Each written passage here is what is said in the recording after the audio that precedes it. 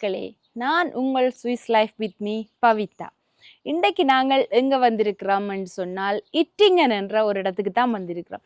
இந்த இட்டிங்கன் என்ற இடத்துல என்ன பார்க்க போகிறோம், என்னெல்லாம் விஷயம் இருக்குது என்றத வீடியோவுக்குள்ளே வாங்க பார்க்கலாம். இப்போ நாங்கள் வந்துட்டோம். நாங்கள் இப்போ இட்டிங்கனில் குதிரை வளர்க்குற ஒரு இடத்துல தான் இருக்கிறோம்.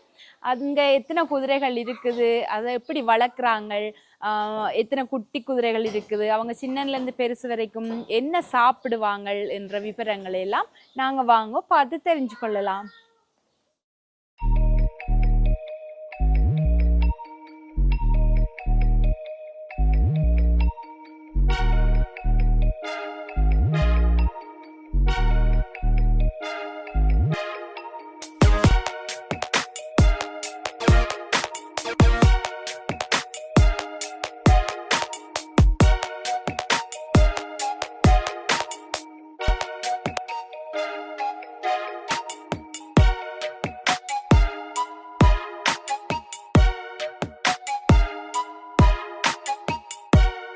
நாங்கள் பார்த்து கொண்டிருக்கிற இந்த இடத்துல, இந்த குதிரை பண்ணை ஏரியாவில் 10 குதிரைகள் நிற்குது இந்த இடத்துல. ஆனால் இவங்களுக்கிட்ட மொத்தம் 30-40 குதிரைகள்கிட்ட இருக்குது.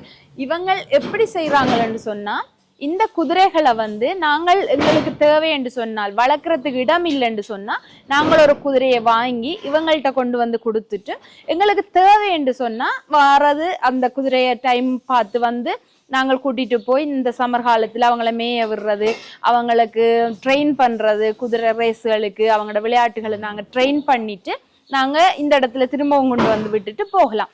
அதுக்கு உரிய காசு இவ்வளவுன்னு சொல்லி அதுக்கு அந்த காசை நாங்கள் பே பண்ண வேண்டி இருக்கும். பார்த்தீங்களேன்னு சொன்னால் இந்த குதிரையோட பேர் லூரா. இவரோட டைம் டேபிள் இது. இந்த லூராவை காலையில் யார் கவனிப்பாங்க, இரவையில் யார் கவனிப்பாங்க, அவருக்கு என்ன சாப்பாடு போட வேணும் என்ற விவரங்கள் எல்லாம் இந்த டைம் டேபிளில் போட்டிருக்கிறாங்க. இப்போ இவங்களுக்கு சாப்பாடு கொடுக்குற டைம் ஆச்சுது. இப்போ சாப்பாடு கொடுத்து கொண்டிருக்கிறாங்க. இவங்களுக்கு இப்போ ஒவ்வொருத்தருக்கும் 1/2 கிலோ 1 கிலோ அப்படி என்ற அளவில் சாப்பாடு கொடுக்குறாங்க. இந்த சாப்பாடு கொட்டி கொண்டிருக்கிறாங்க.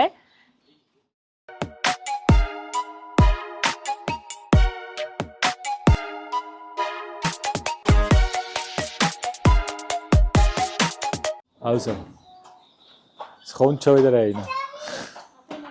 Müssen warten, kommt wieder einer. Also, unser Betrieb hat etwa 80 Ross, 80 Pferde.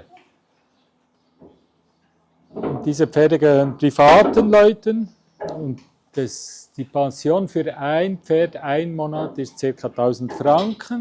Da ist das Futter inbegriffen, das ist Heu, Getreide und was wir auch noch machen, ist die Saubermachen der Boxen, das Mästen. Aber was die Leute selber machen, ist das Reiten. Und das Pferd bewegen ist nicht im Preis inbegriffen. Ja?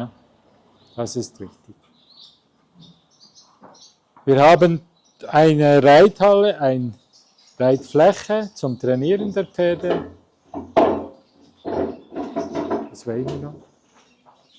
Also, die meisten machen Turnier, Dressur oder Springen. Ja? Betreuen tue meine Frau, ich, unser Sohn zum Teil und 5 Angestellte. Ja?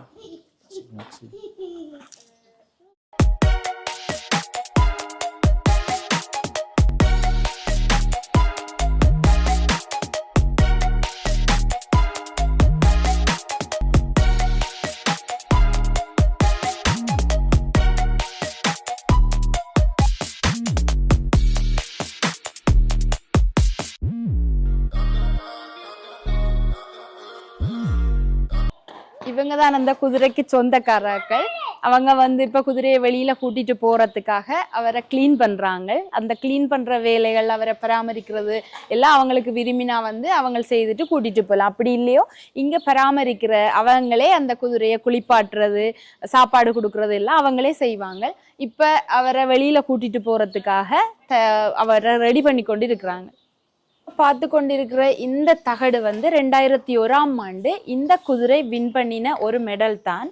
இந்த இப்படி medal இந்த நிறைய இடத்துல இருக்குது, ஒவ்வொரு வருஷமும் போட்டு அவங்க வந்து ஒவ்வொரு ரேஸ்ல ஒவ்வொரு இடத்துல பழக போய் அவங்க வின் பண்ணினது தான் இந்த இருக்கிறது.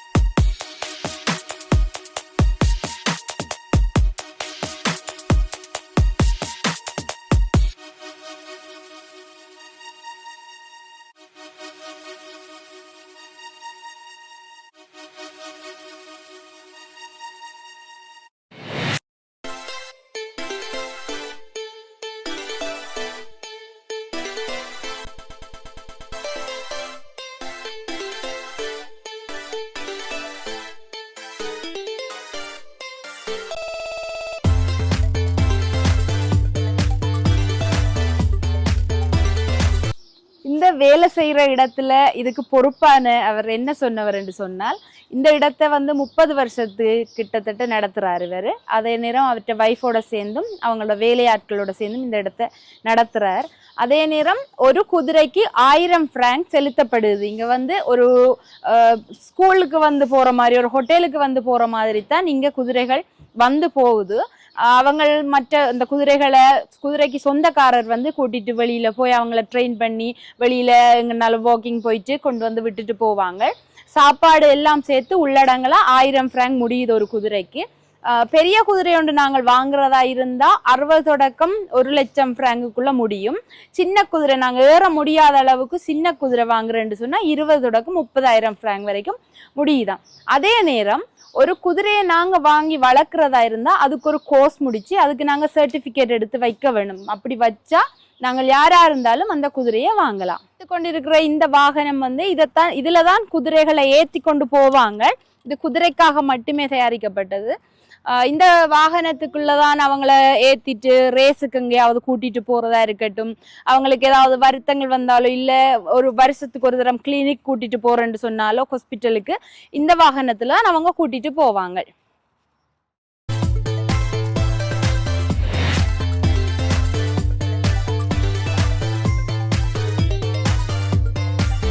கொண்டிருக்கிற இந்த இடம் தான் குதிரைகளை ரேஸுக்காக பழக்கிற இடம், குதிரைகளை நடக்க பழக்கிறது, ஓட பழக்கிற இடங்கள் இந்த இடம் தான். இந்த இடத்துக்கு எல்லா குதிரையும் கூட்டிட்டு வருவாங்க. டைம் டேபிள் படி அவங்கள கூட்டிட்டு வந்து விளையாடிட்டு கொண்டு போய் அந்த இடத்துல விடுவாங்க. அதோட சேர்த்து இந்த குதிரைகள் எல்லாம் இப்படியே இருக்குமோன்னு கேட்டால் இல்லை. இந்த குதிரைகளுக்கும் வயசாகும், அந்த குதிரையும் முதிர்ந்து போகும். அதே மாதிரி அந்த குதிரை முதிர்ந்ததுக்கு பிறகு இதே மாதிரி ஒரு இடம் அவங்களுக்கு ஓல்டேஜ் ஹோம் ஒன்று இருக்கும் அவங்களுக்கு. அப்ப அந்த வயோதிபர் மடம் மாதிரி அந்த இடத்துல கொண்டு போய் விட்டுட்டு அவங்க இறந்ததுக்கு பிறகு அந்த குதிரையை எடுத்து எரிச்சு விட்டுருவாங்க. அதுக்கு பிறகு அவங்களுக்கு ஒரு நினைவு சின்னம் ஒன்றை வைப்பாங்க, அவ்வளவுதான். ஆனால் இங்க சுவிட்சர்லாந்துல குதிரை சாப்பாட்டுக்காக எடுக்கிற குதிரை இறைச்சி சாப்பாட்டுக்காக எடுக்கிறாங்க. அதுக்காக வேற வேற குதிரைகள் வளர்க்கப்படுது.